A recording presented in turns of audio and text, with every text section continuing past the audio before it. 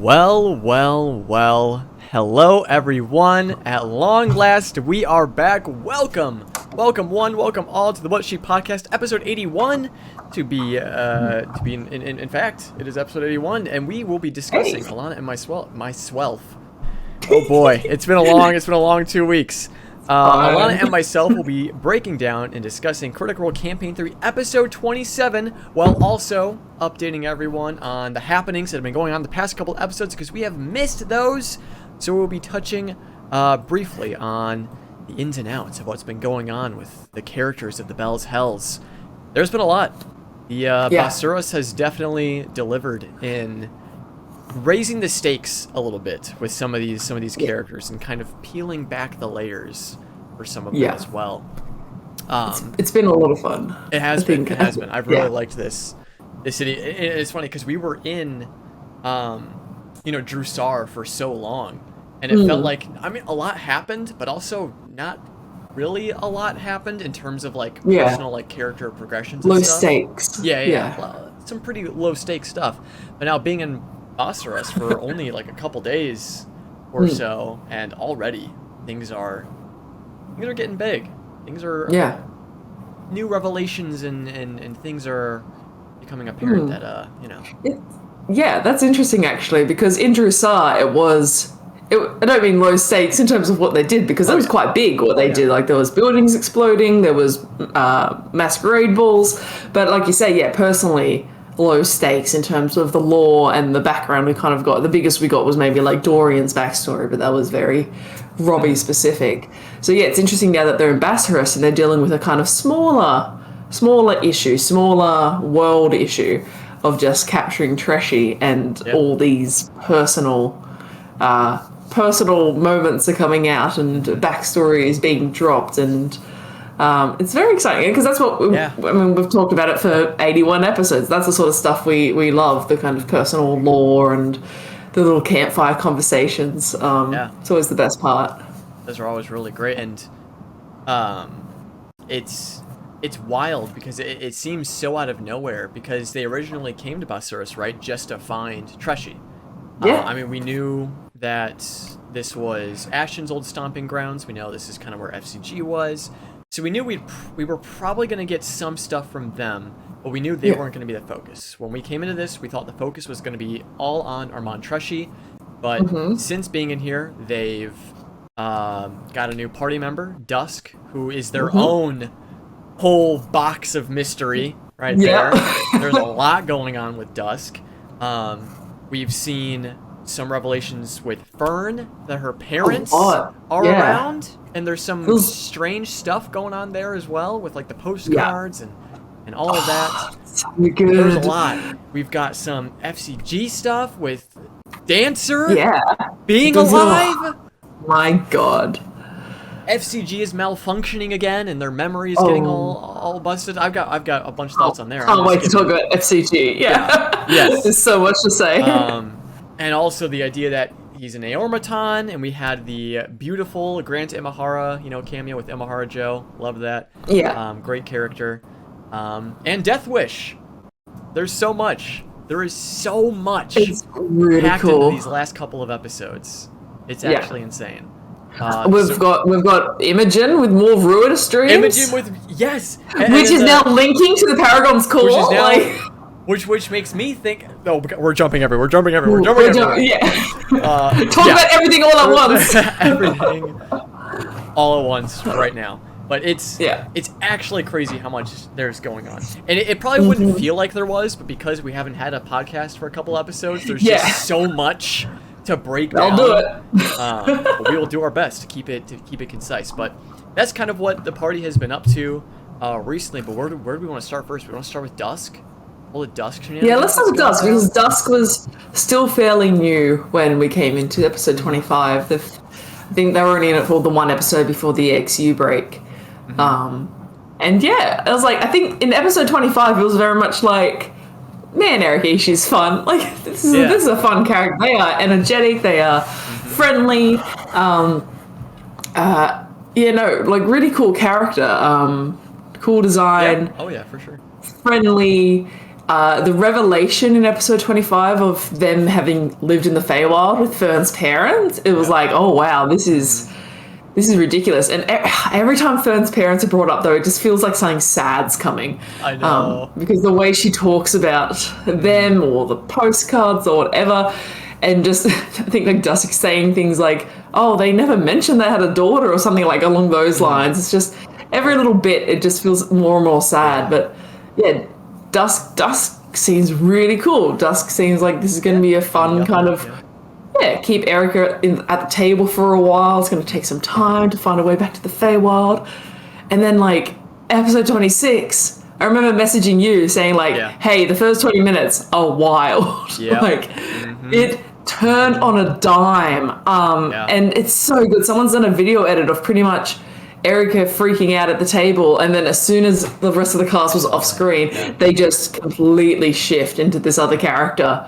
And it's so exciting. I really hope it continues. I can't wait to see what's kind of going on here. Is Dusk like some kind of Fey assassin or something, or what? Something like that. Yeah, I get the sense. Who's their patron? Is it another like court member or something? From a different court? It's like a high-ranking official of the Unseelie Court. Yeah. But yeah, no, that was a shock, and it was so cool because like when you think like, oh, everyone leave the table, you're like, oh, it's going to be a dream, or there's going to be some kind of like internal, personal trouble, and there was 100%, but out of left field, so cool. Yeah, no, I'm guessing like, I don't know, Fey assassin, or just like because they're wanting to like eliminate the Calloway like bloodline. So then that goes to like, what are they connected to? Like, because the Nightmare King also was like, Calloway, like, ooh, what's going on there? So I'm thinking there's like the Nightmare King has somehow informed this boss, this Unseelie entity, of the fact that the Calloways are in the material plane. I think my very mishmash confused theory at the moment is that, you know, Fern's parents left to do something. She thinks to save the world. It could be something like that, and her grandma has kept her safe, has kept her hidden, because there is like factions actively seeking to destroy the line, and we know for the fact that like the High War Maiden wants Fern to return. We got like all this kind of very strong indication that the Calloways are quite important, and they're not just simple traveling merchants in Bassaris.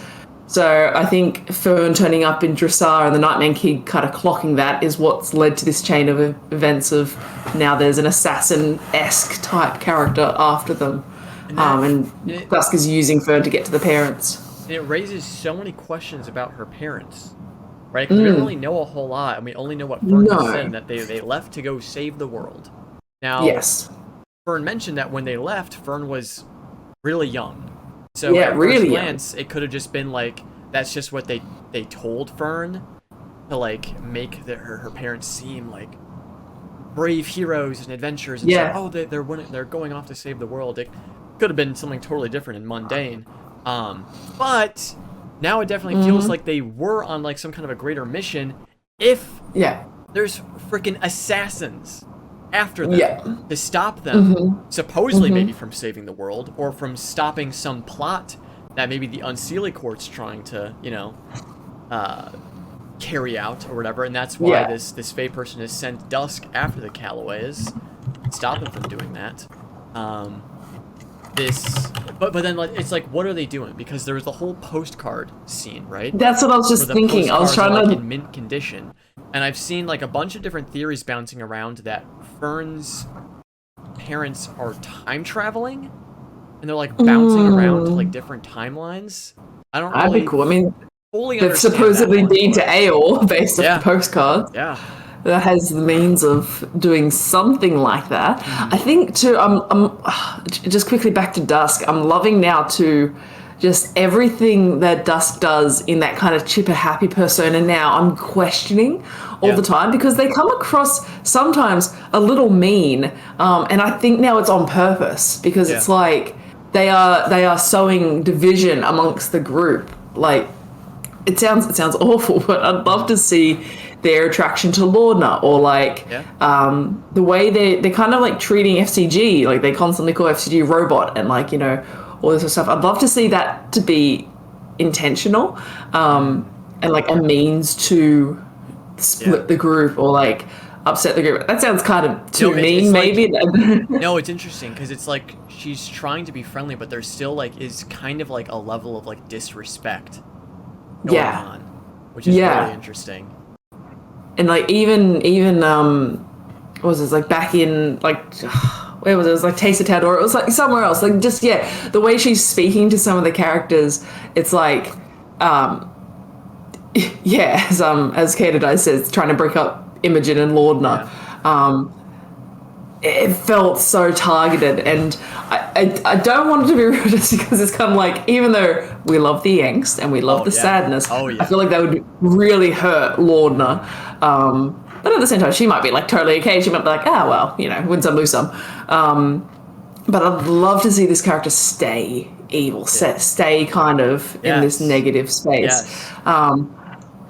I'm sure it's fine if it makes sense for redemption, but I kind of want to see it devolve into, you know. I totally agree. I was kind of talking about this a little bit yesterday on stream, where I was like, I like morally gray villains. I think they're really awesome, but I want just a classic evil assassin character that will not be redeemed, and they are just here to further the evil narrative of a villain. And that's it. And that's what I hope to see from Dusk. Not just because I like angst, but because I feel like Critical Role has had so many like kind of gray villains like tossed in every now and then. Obviously, like the big bads have been like pure evil, more or less. But it would be nice to see like a more like minor evil, like definitely evil character, and all the angst that comes with that, like the betrayal, the PvP that might happen. All that stuff would be really, really, really cool to see. But now that I'm thinking about it more, I don't know if anyone in here is a fan of the show Firefly, but Dusk is reminding me a lot of Saffron, or what other names did she go by? She went by Saffron, she went by Bridget, and Yolanda. Christina She Hendricks. was like, you know, similar in like a friendly personality when she was putting on this persona, but then when she was like her assassin persona, it was very serious. And all that stuff. So those are the vibes I'm getting right now from Dusk. So it'd be cool even if like it's not a total defeat, if they do eventually go into PvP and, you know, Dusk has to flee and Erica leaves and then becomes a recurring guest / villain. That'd be really fun. Although you got to think, then you wonder if like Matt would just DMPC that character. But no, it's like I said, I agree. I think that'd be really good. I do like the idea of the villain staying a villain, and these all just being tactics and ways to kind of get between the group and split them up. And anytime Fern does something alone with Dust, I'm like, oh, this was bad. Oh god. I'm feeling like the parents are the main targets, but I don't think that means Fern's safe by any means. Because it seems like she didn't even know that they had a daughter. Because in that scene, they're like, oh, also Fern's here. Like what the heck? We weren't thinking that was going to happen. And I think just everything Dusk is saying about the time they spend in the Feywild with the parents is just causing more confusion for Fern's story. As well, so I think it's like they're sowing this sense of discontent and uneasiness amongst the group in terms of Fern's parents. So I feel like a lot of the party don't trust Fern's parents in the sense of like, well, this is shady. They're kind of like where the hell have they been? And I think Dusk is like actively doing that. Dusk is like actively adding to that sense, which is just really cool. And that's like such a hard character to play, like secretly evil with an agenda. So it's really cool. I'm loving that. It is a hard character to play, but it's perfect for a guest character. Yeah. For the show, like it's actually perfect. I'm Yeah. really excited, but I just want to know what the plot is for What's Fern's going parents. on with What is Feywild? what's happening in the Feywild where all these things are happening, Mm. and how important the Calloways are to not only complete their mission but also to be stopped by like their opposition. Yeah. It's really So cool. It's really I'm exciting. excited to learn more about that, but we don't really have much more. We kind of have to wait till they meet, because they're Hmm. in town, or not in town, or at least close to town. Yeah. Um, yeah, Probably after so the Corolla race. yeah, so Yeah. gonna be seeing them soon. And uh, Kato was saying that they were surprised that Dusk saved Ratfern in this last night's episode, but she kind of has to, because again, Fern wasn't like the direct target; it's her parents, so she needs Fern around until they get to Yeah. the parents, and then it's boom, it's go time. But we'll have to see Yeah. how that plays out, because there's gonna be.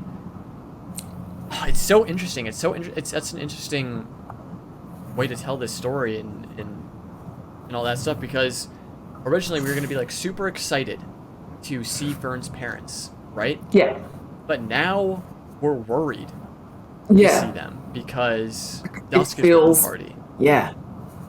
Which I love. I love that. I love how that this small, extra layer in has just thrown everything, up into chaos.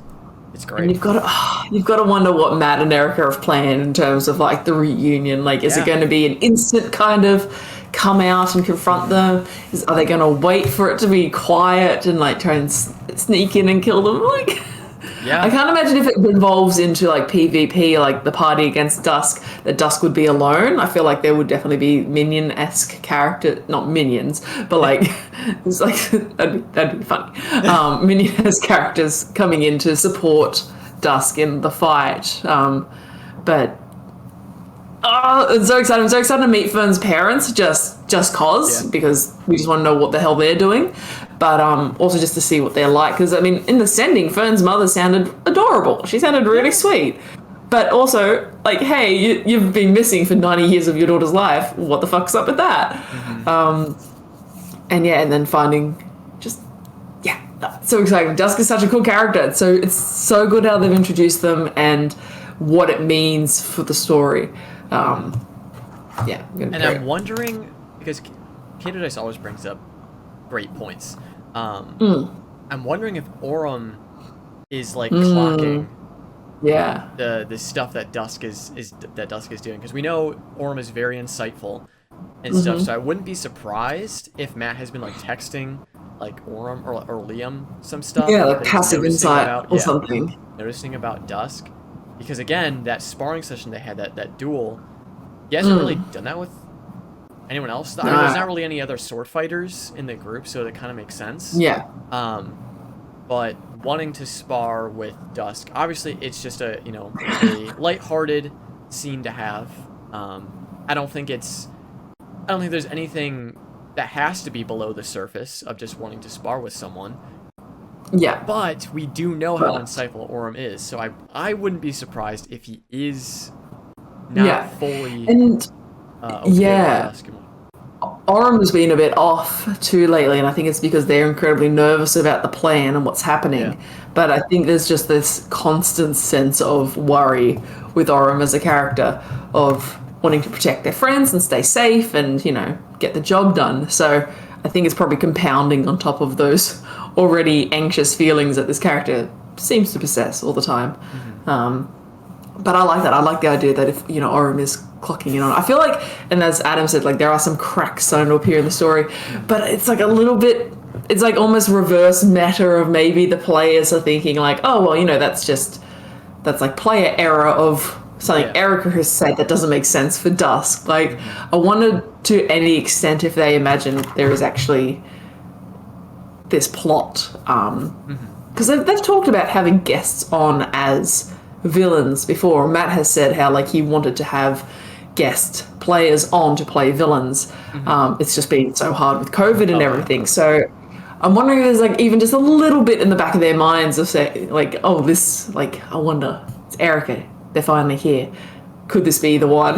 Could this be the time? I think Aurum was trying to like zero in on anything, something, because he kept asking like where did you learn how to fight like this? Like he's trying to get something.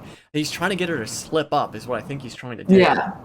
Amnesia's so convenient. Yeah. Like, that's I did like a laugh because Logan Thomas in chat said funny thing, she's the 4th Amnesia PC that's actually a bad guy. It's like, that's it. Amnesia is your key to villainy. Yeah. I can't remember. Yeah, just sorry, I don't have the answers for you. Please help me.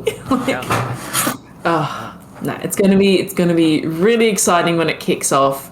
I don't think the party has had this kind of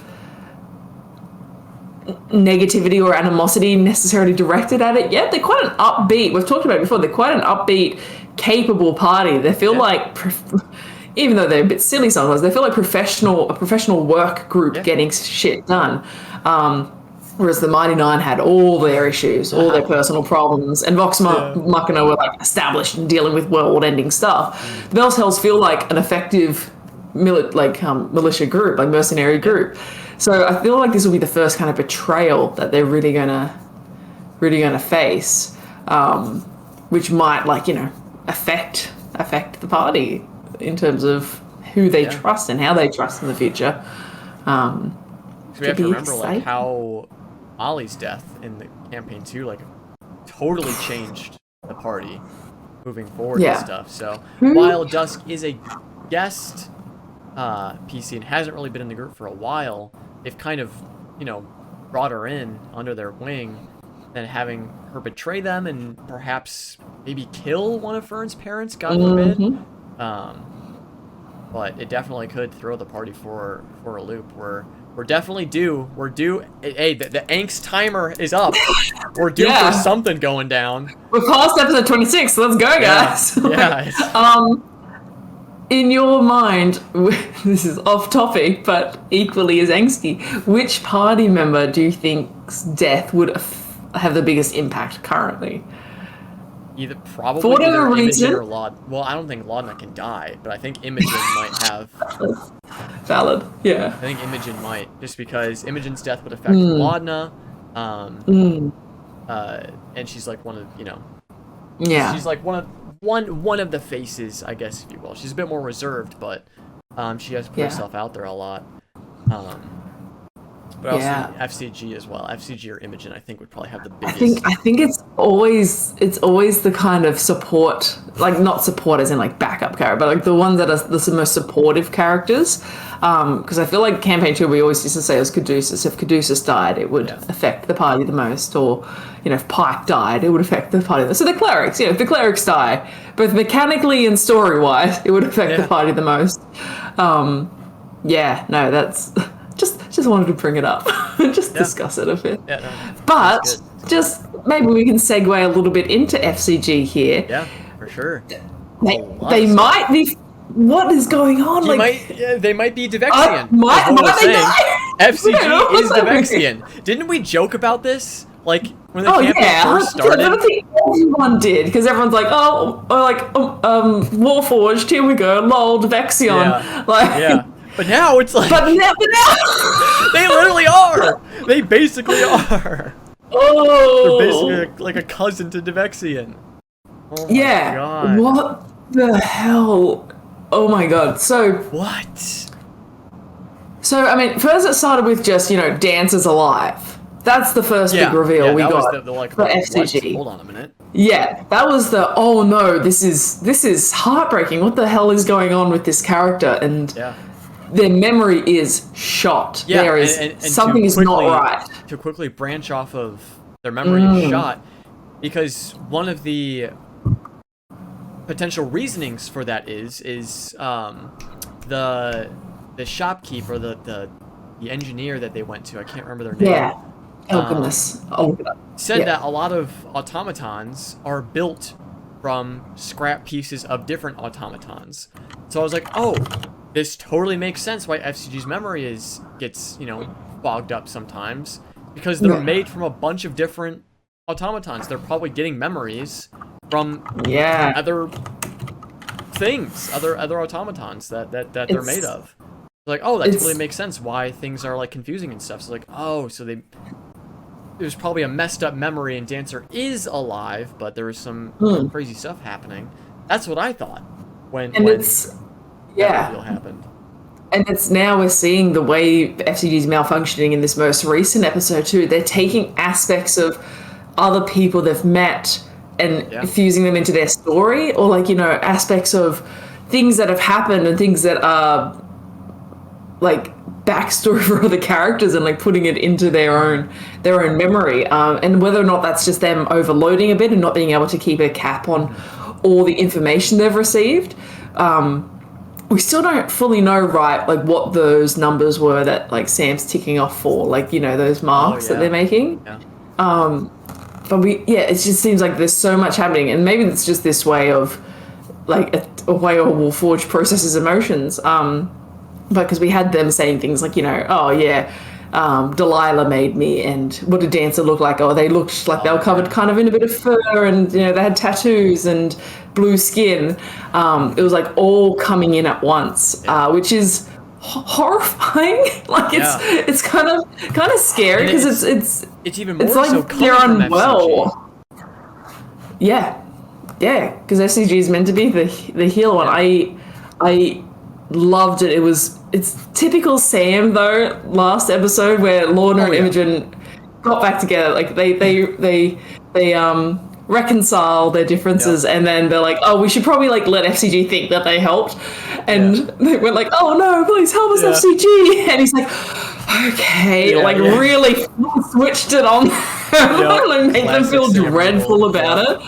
Classic Sam Riegel, so good. But then it was just like, oh, we should be more concerned about FCG right now. This little dude's not okay. And it makes me really concerned because, it feels like almost like they've got, brain fog or just confusion. But then with all we know about, like, Devexian, like what happened to Charlie, like Charlie was similar. Charlie had this kind of... That's a good point. Slightly more messed up brain. And then became Devexian, became whole again, which makes me worry. That's a really good point. And because FCG has always said that Dancer made them, right? That they were created by Dancer. What I'm thinking is that perhaps FCG was originally like Devexian, but then Dancer was like, yo, fuck this. I'm going to make a new automaton. I'm going to put my own spin on it, and made like FCG's personality. And like that's how he made him. That's how I'm thinking. For all we know, FCG used to have legs, not a wheel. Yeah. Like, we don't know until we get to Dancer. We won't really know the origin of FCG and how much is modern build and how much is ancient Aeorian build, which is wild. That's a good point. Yeah. There's so many layers. Like, there's Fern's parents, dancers in town. Oh my god. There's so much. And Armand I don't even care. This is it's like Camping 2 all over again. Where there was like we don't have time to worry about this anymore. Like there's new and exciting things to worry about. Like Armand Tresci, who the fuck is that? I think it was when came into, was it like we don't care about the war anymore? Like who cares about the war? Like this to worry about now. And you know the thing with FCG, I thought about it last night. I was thinking, because we love the acting. The acting is great, but watching Sam act, confused and kind of sad, realistically sad, and like the face change, and they're even saying like, oh, you look kind of upset, FCG. FCG as a character, we don't know how they emote really, because they don't have facial muscles. They don't have facial muscles. So realistically, the characters are just getting this from their voice, just getting it from maybe how they're looking with their eyes or things like that, but they don't have the benefit of necessarily the same facial expressions that Sam is pulling, which I just thought was an interesting thing. I thought that was an interesting thing that's not really thought about maybe when playing a Warforged or something like that, how the character actually looks when they're acting this way. And I thought it was a really cool kind of part of the character of like, oh well, we can They do have flesh eyes and tongue, of course, Tommy Boy. Like they can show that. That's horrifying. I hate this joke, and I want it to end. I like their gag of like with each backstory reveal, they become more fleshy. Oh, yeah. But like we've talked about it before, like the cords coming out of their heads, they look like they're unfinished parts. Yeah.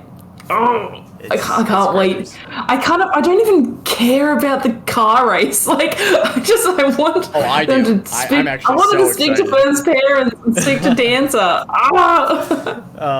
But no, it's true. But not only is it exciting that FCG is an Eormaton, but the idea that there's more. There are other Eormatons that are turning on and coming back into the world. You know, all of these potentially centuries later since Eor fell. That's really cool. It'd be insane if we end up seeing Devexian again. I highly doubt it, since he's literally a world away, essentially. I hope Devexian's cool. He is now. I hope Devexian isn't evil. I kind of like the idea of this new race. We can only assume that it's Devexian who started bringing them back. Yeah, that's what they said their mission was. It was like to find their kin, and we understand based off what Imahara said was that their incredible history knowledge was that these constructs were creatures. They were given sentience and what we understand Warforged to be. They are living things with essentially a soul, with life, even though they are synthetic, which is so cool. That's like cyborg AI bullshit that I love.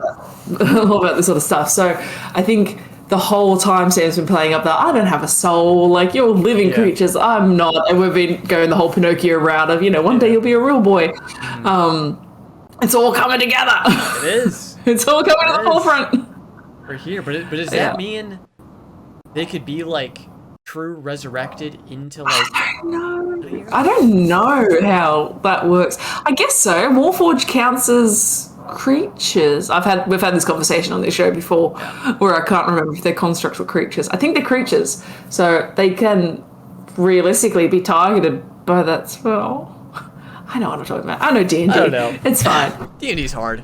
D&D's hard. I know the story. But I think because they are a living thing in a construct form. Yeah. So but I'm just more worried about that flip being switched in FCG and them going to their original programming, and it might not be bad, might be a decent character that can still be played, or it might become an NPC and leave again. We get a new Sam character. Nope. We don't know. Even like I was thinking back, like even if they do like flip a switch and Sam decides to stay as this character, whatever this original Eormaton was like, I was thinking of like Veth going through the transformation scene of changing the voice and everything, and then like flipping it back. Like I can't imagine FCG rolling around without that like cute little southern accent. Yeah, makes me sad to think about. Hopefully. That's right. Yeah, Candidice is correct. They were able to be targeted by polymorphs. So of course they're a creature. Yeah. There we are. So good. But that's about it for all the FCG stuff. It's lots going on there. But we did have another interesting NPC that we met. Justy and the All Minds Burn. Is that what it is? Yeah. All Minds Burn. The Hive That's Minds. Cool. The strange. What the heck is going on there? Yeah. They are really cool. What did they say towards the end? I'm trying to remember the name of what Justy called the experience. It was something like join the wavelength. Oh, the wavelength. Yeah. I've got theories about this group. They're cool. They're like The only theory that I have is that because obviously this character Justy is very, very similar to, I think, Ephraid the Fallen. Her name was in Drusar. Raggedy Bird. I think Ephraid is also a part of that wavelength. That'd be cool. A part of Justy's All Minds Burn type deal, because they're very, very, very similar. Yeah. Which makes me think that they're actually like the same character, just in places. Oh, that's kind of cool. Yeah, that's a cool kind of idea. My theory is that like just the idea that they're all on one wavelength, they're all kind of sharing, and it's drug induced from what we understand. It's heavily drug induced. And we got the sense that when Imogen was there and she sent out her mind handles, there was something big at the center. And I see Stormy Boy saying elder brain, which is horrifying. I'm hoping it's not an elder brain. My guess is a myconid sovereign, like a king myconid. It's like it's a giant mushroom creature. So they come from the Underdark, but it's a giant mushroom entity. And they communicate through like spores, and they communicate through wavelengths and like fungus and things like that. And that's what I'm thinking the drugs are. It's just dried up myconid. Because they can take chunks of them off and feed them, and then they've got little babies, and then you've got like little spore babies and little myconid babies. But I think that's my guess. I'm just putting it out there just so it's said out loud. I'm thinking giant myconid, big elder cap, hanging out in the desert, and people are feasting on it. Yeah. They're quite friendly, like they're lovely. So I hope it's that, and not an elder brain, because elder brain horrifying. Yeah, no, it sounds great. I'd love to live in a commune with a giant mushroom king. That sounds amazing. Elder brain's more scary. So that's a whole other ballpark of bad. Unless it's like a friendly elder brain. Yeah, we also have to consider because Laudna seemed intrigued by this idea of a wavelength, but how would that work with Lila? A similar kind of a connection? I don't think so, but I think because Ashton was saying how what happens when you put Delilah in there, her view becomes very small, and she's sharing space with all these other voices. But I'm with you. I don't think it's that kind of thing. I don't think Delilah's living in Laudna's head. I think she is elsewhere and is just popping in occasionally. So I'm not sure it would work. I think it would be bad to try those drugs. Oh yeah. I think there would be a lot of saves to get out of there and to rehabilitate. But yeah, it's cool. I think they're a really cool group. I like that they're seemingly friendly. They are a crawler gang though, so we've got to always keep in mind that things might happen. They've got their own agenda. But yeah, cool characters, cool kind of weird group theme they've got going. Mystery shrouded or surrounding that group, but I love it. I think it's a cool character. Yeah, cool design. Helping out Ashton and all that stuff. That's it. That's the good thing. Yeah, it's nice to have at least a beneficial group in this area that they can kind of trust and fall back to, even if it is this how much can you trust this hive mind? Right. Hive minds are always concerning. Gotta watch out. But we're helping them with the race, Death Wish. Yeah. We're getting our Mad Max, style race. This is pod racing, all that good stuff. Yeah. I'm excited. I am actually very, very excited.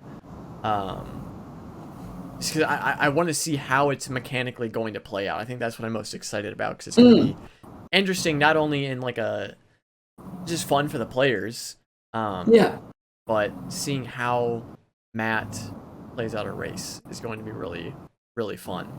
Yeah, I imagine it's going to be a lot of skill-based checks. Yeah. Then with fighting involved and dodging and ways to maybe power up and go faster. It's so odd thinking that it's kind of like a car race is happening in Critical Role. But I do like the magical flair they've got going for it. I think we've talked about it before, how it feels a little bit like Legend of Korra, how you have the typical kind of fantasy-esque feudal style of Avatar: The Last Airbender, and then you get to Korra, and it's like, oh, machines and technology and stuff. It's like, oh, we're having a car race. This is new, but it's cool. I like this gentle, slight evolution, progression, technological advancement that's happening in Exandria. I think it'll be interesting, and maybe Warforged will be like a big push from that. Maybe in 100 years we'll see like it becomes a technological space. Oh, that's cool. That's like Eberron. It becomes Eberron. Let's go to Eberron. Speaking of like technological advances and stuff, rewinding a little bit because there's two things that I wanted to bring up. When they went back to pick up their bomb that they commissioned, and they wanted to Fern wanted to give Mister a gun, and just Talison's reaction to that. It's like, it's his fault. It's just Percy in the back of his head. Like, look at what you've done. Percy died for this. Look at what you've done. Percy's legacy. Mister having a gun. But what broke me is in that scene when like Taliesin was like face palming over this, Liam made like a side comment of like, "Oh, you thought Ripley was bad." Just wait till Mister. That I was dying. That was so great. I've seen there's a meme going around which is pretty much like Critical Role Campaign 3, like it's the book meme, the flat book and the big book, and it's like Critical Role Campaign 3, Critical Role Campaign 3, Fern gets a gun. And now it's like, add to that Mister with a gun. It's horrifying. It's my word. Funny. But I just wanted to bring that scene up because I thought that was hilarious. But then we did kind of touch on it before, but Lana and Imogen did make up. They put their differences aside. They processed what had happened between the two. A few cool moments leading up to it, like as in cold moments. But I'm glad that it was resolved. Like, I think maybe it took more time for Imogen to be away from the rock for its effects to be less apparent. But yeah, it was nice. It's just nice because no one likes it when friends are fighting. So it was nice that just Lorna, I think it was last episode, Lorna talking to FCG or whoever they're talking to, just like breaking down and like the hair going crazy, just so upset about like it was the episode before, episode 25, when they were in Taste of Tal'Dorei, and like, I broke her rock. Like, it was gorgeous. Lorna is so good. She's such a lovely person.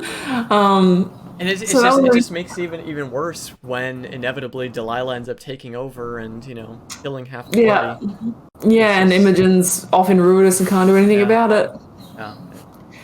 I do like, this is like off topic, not off topic, but like jumping around like in a wild spiral. We'll let it slide this time. We don't usually. Oh, just this once. They actually said in this episode, let's go to space, let's go to the moon. I could imagine Kira sitting at home just watching this going like, doo! Sitting up, let's go to the fucking moon, let's go! We're going to space! I just thought that conversation of, no one lives on Ruidus. Do people live on Ruidus? Like, what's going on? I can't wait for this fucking moon to do stuff. And speaking of more moon shit, Imogen had another dream where she saw a particular woman that they ended up also seeing at the Paragon's Call. One Miss Otahan Thule. What the heck? Who is seemingly a war something. A famous war hero of the Apex War. Like, big deal. I'm guessing, and like a lot of people around as well, and they refer to them as us, like they're a collective. Again, hive minds are bad. Yeah, fucking. What I'm thinking now is just that Otahan is another Ruidus-born. I'm starting to think that maybe these people that Imogen are seeing are just other Ruidus-born. And they're the group. I mean, if you think about like the attacks on the Airshari, the attacks on the twins, like, I don't know who would be a better choice than like a famous war hero to be able to get in, get out, do the job. Like, are they the assassins? Are they like somehow linked to that? Because I remember thinking that might have been like Shadowfell stuff, but this is like. Yeah. But maybe it is still Shadowfell stuff, because if we're doing Feywild, then it would also be like the Shadowfell is influencing Ruinous or something like that. I don't know. But it's flaring, and people are seeing it flare. It is like observable to other people now. Is that the dream that she had where she woke up and then she was like looking up at the sky and like a bunch of other people were looking up? Did that really happen, or was that also? I think so. I thought that was. Oh no, I feel silly if it's not. I can't remember. I think it did actually happen, but I remember. I think it was like she got up to look at. Dreaming, or? Because it often does like flare, and the thing too is like normally it flares up in like kind of the muddy orange and browns, but this was bright red. Yeah. It's like it's going off. It's doing some stuff. It really happened. Okay. Oh boy, that's terrible. Yeah. I want them to go to the moon. So what does that mean? Was another rudest person born? What? Ooh, that's cool. That's like that's a nice theory. Whatever. Oh my god. Just. Yeah, this idea of like ruinous. I love the idea of like, you know, born under a bad sign, like born under a bad star. That's like just a cool concept. And this idea that like Imogen, she's constantly growing in power. We see that, you know, the lightning is constantly growing up her arm. The dreams are getting worse. She's now stuck in this moment. She doesn't even have the beginning of the dreams anymore. She's made her choice. This is where her dreams are taking her. I can't wait for her to. What if though, like she, you know, it's good when I start going like this. Yeah. What if like she goes to the race and Otahan is there and doesn't recognize her? Like, what if there's, you know, some moon bullshit happening where it's like, oh, maybe it's not actually her, or you know, that's not how Imogen appears to them in the dream. They can't actually see who she is. Yeah. But Imogen recognizes her. It's like, oh no, what the fuck? But then, what if they do recognize each other? Yes, I think it's probably what will happen. Yeah. I think that's most likely. Oh my god! Imagine if they get accepted into the Paragon's core, and Otahan's like, hey, let's talk. Like, you're here now. Or they might just be like, we're going to fight you. I don't know why they would just choose to fight. I feel like they'd want to talk, but. Yeah, like they win the race or whatever. They prove themselves, and then they're invited back, and then they go into like Otahan's chambers, and then it's like they lock eyes with each other, Otahan and Imogen, and then like the episode ends with like Otahan like drawing her like blades or whatever, and like looking towards Imogen or something. Oh my god. Fuck. Oh, that is true. Gated eyes. And I think someone else said it earlier, but.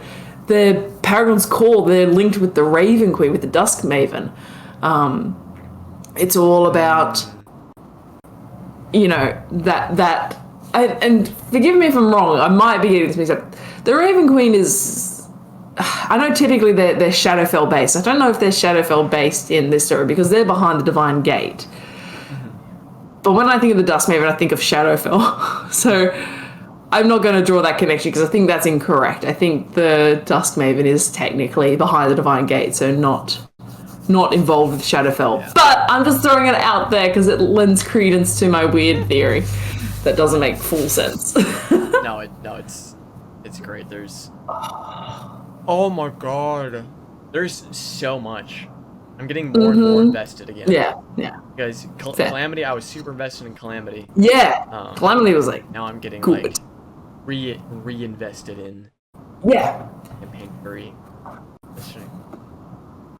Oh god, what are you most excited for with all the big stuff that's been coming out?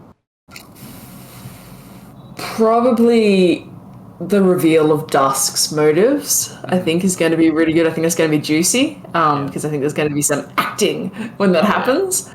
That, and also just talking to Dancer and like learning what the hell's happened here. Yeah. But I think those are my two main things that I'm most excited about. But it's just there's so much. Like, I know. What about yourself? What are you looking forward to? I think I'm looking forward to all of them pretty equally, but like I'm super excited for Death Wish, because I remember when we first got to Soros and Ashton had just an offhand comment mentioned Death Wish, I was like, I want to know what that is. I want to see that play out. So for me personally, I'm really excited just to see the race play out. But now, ever since you brought up the idea of Otahan and Imogen maybe recognizing each other if they meet, that is something I am very, very excited for. And then obviously excited for potential angst with Dusk betrayal and all that stuff. But there's so like everything is worthy of being very excited about. I feel like this is the first time in a while, even with like campaign 2, where there's just been so many different like major backstory things lining up right next to each other that it almost feels overwhelming, but I think it's good. It adds to the chaos that the party is just feeling in general about all the things that are going on. It kind of lends to that whole stuff. It's busy, but it's like good busy. It's we've seen like I think, as you say, like with campaign 2, it was like the war was always such a backstory and driving force in that story. Like working for the cities and, you know, moving around and having to change places, and then they got sent out to the sea for a very long time.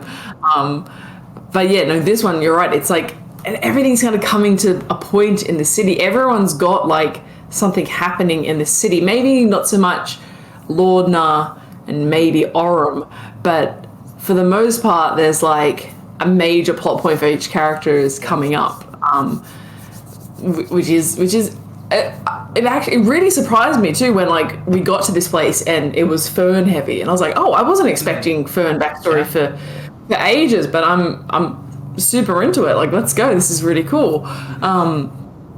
I think it's going to be really exciting. There's going to be a lot of emotions, a lot of angst, a lot of all that fun stuff that makes us happy. That's what we're all about here.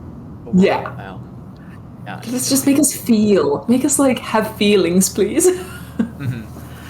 Yeah. Chetney? I forgot about Chetney. Like, I really forgot Chetney was around. Chetney's been great. Like, oh yeah. There's a line. When is Chetney not just a peak? There was a line when he and Fern were doing the watch last night. They were like in the watch again. I was like, I was going to suggest we get into it, but there's been some emotional stuff, so it seemed kind of like tactless. Tone deaf. Oh my god. That might have been like one of the funniest things Travis has said. Yeah. Like, especially that voice and just with that delivery. Holy crap. Yeah, that was great. God. Chetney is brilliant. Such a brilliant character, and Travis is playing him so well. But even just him being like, oh, how old do I live? Like oh no. It was like, oh, what were they talking about? Like, oh, I did that back in my hundreds. That's I guess they're old. Wait, how old do gnomes live? I forgot to look this up. Do like gnomes a couple hundred years? Like, I think it's like 300 to 500 or something like that. Okay. I think. And besides, it can be whatever you want it to be. Exactly. Who cares? Exactly. I don't care. I just think it's funny, but I like how Liam was in like, all right, start rolling the D100 every morning like they did with Bertrand.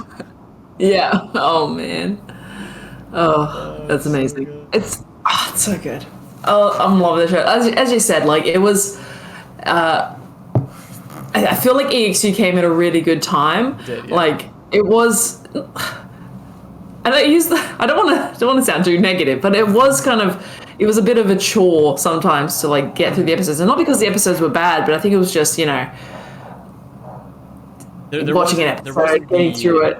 The big event that got everyone like invested in what was happening.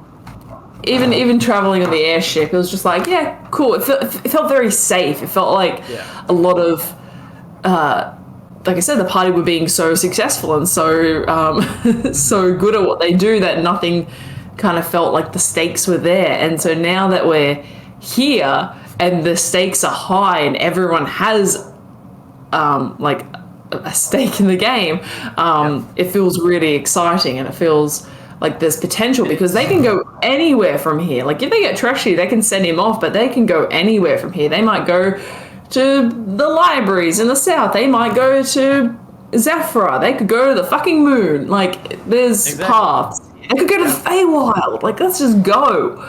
It's been too long since we've been to the Feywild. Let's go. No, and Forlorn brings up a good point, because there hasn't been that like defining moments yet in this campaign. Well, it's starting to happen. The investment is starting to kick off. But exactly, like in campaign 2, like episode 12 is when things started getting like crazy. Yeah. There's the attack on the Zauber Spire. They got the beacon, and the beacon ended up being like a major pivotal piece of the campaign. And they got that at episode 12. They had this historic relic in episode 12, which is definitely enough to get someone invested. Because then they have to worry about the Empire after them, and also Jorhas coming after them. Yeah. And then in episode 26, to make them not feel safe, Molly died. And so then the stakes were raised even more. It's like, damn, no one is safe. But for campaign 3, and again, this isn't to like speak down on campaign 3, because every story is going to be different. But in campaign 3, there wasn't something like the Zauber Spire attack there. They don't. I will point out. They haven't had it yet. But Bertram died. Okay, true. Yeah, I forgot about that. But that was like a planned obsolescence. That was like that was planned death. True. That is true. I was just thinking that. I was like, nothing's happened. No one's died. Oh wait.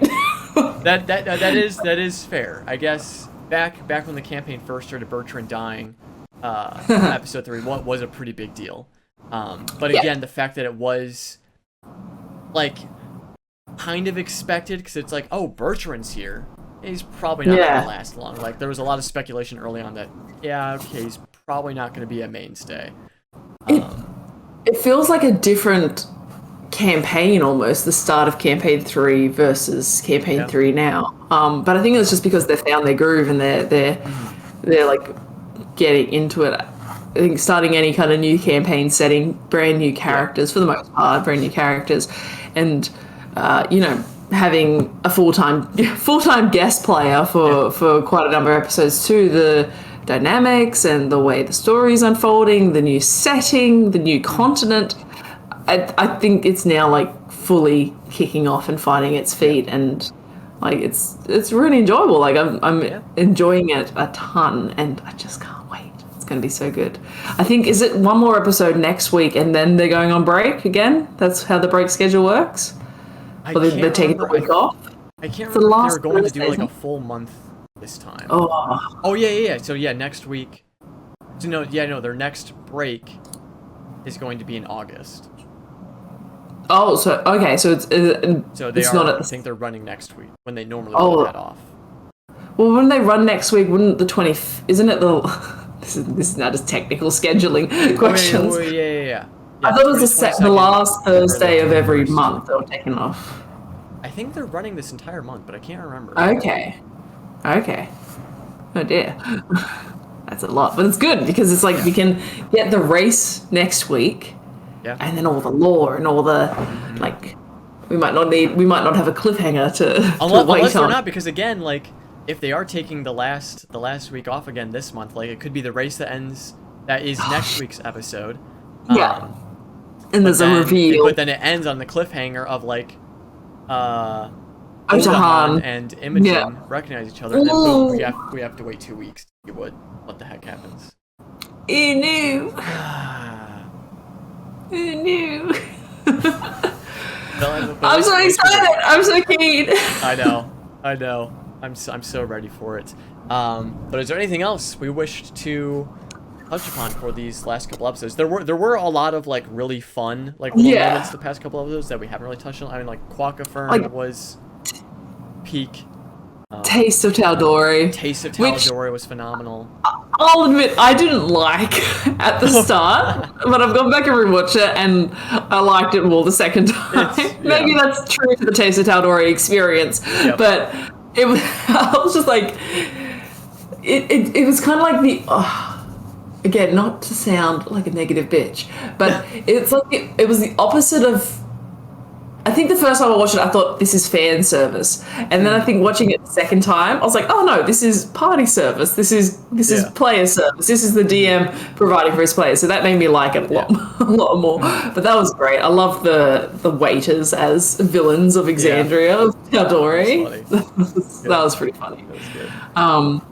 But let's think. We've talked about Imogen, Moon going bad, made up with Lordna, who might be doing some drugs soon. Delilah's still there.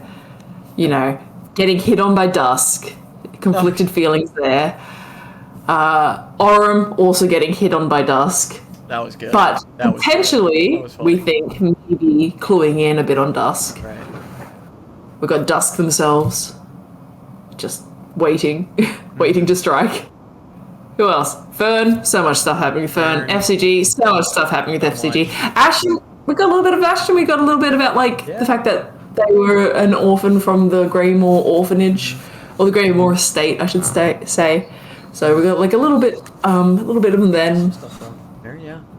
It's all of them, isn't it? And then Chetney's just having a good time. Chetney. Chetney's forgot about Chetney again. Again. And Chetney's just having a good time. Yeah. But the Gordragani, or whatever they call it, not the Gordragani. That's the Gorgonye. The Gorgonye. That was like a weird mishmash of things that have happened. Gorshari. Gorshari. Yeah, that was EXU. Like Gorgonye. Gargershari. Yeah, there was a lot there. A little bit. You knew what I meant, so it's fine. Yeah. And Eric excited to see No Rules Fern. That might have been the best conversation of Fern being like, you know what? I'm not gonna follow the rules anymore. I'm not gonna ask for permission. No, what? Like what, you were was it before? Yeah. I'm it's good. There's a lot to be excited about, and it's been very enjoyable, very kind of good classic D&D, classic Critical Role. It's been a lot of fun. Exactly, and I'm feeling our again, like I said, the angst timer. It's up. It's coming. A big ol' something's coming. I need that catharsis. Give me my catharsis. Getting there. But again, I don't think any death right now would be permanent, as they have access to resurrections and stuff. But I mean, hey. But there's different kinds of death. Exactly. Like we could have an FCG death and the body's still around. Yeah. Yep. I'm ready. But